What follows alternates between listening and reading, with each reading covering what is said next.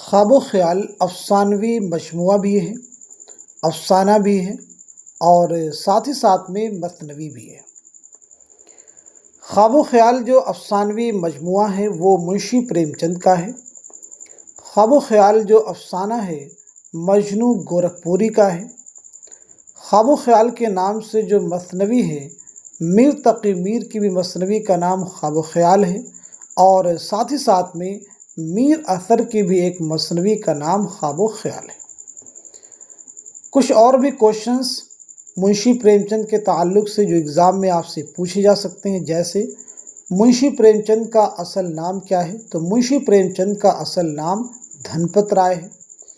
آپ کے والد کا نام کیا ہے؟ تو آپ کے والد کا نام منشی عجائب لال ہے۔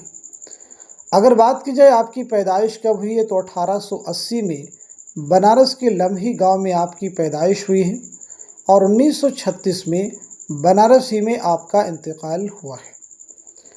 یدی بات کی جائے کہ آپ کا پہلا ناول کون سا ہے تو آپ کا پہلا ناول ہے اسرار معابد۔ پہلا افسانوی مجموعہ ہے سوز وطن۔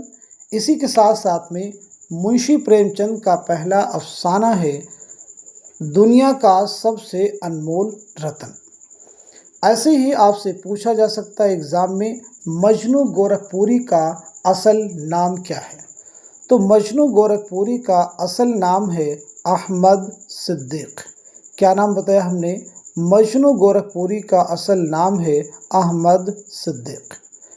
ایسے میر تقی میر کے تعلق سے کچھ چیزیں امپورٹنٹ ہیں۔ اردو شعراء کا جو پہلا تذکرہ ہے میر تقی میر کا تذکرہ ہے۔ کیا عنوان ہے؟ نکات الشعراء۔ فارسی زبان میں اردو شعراء کا یہ پہلا تذکرہ ہے۔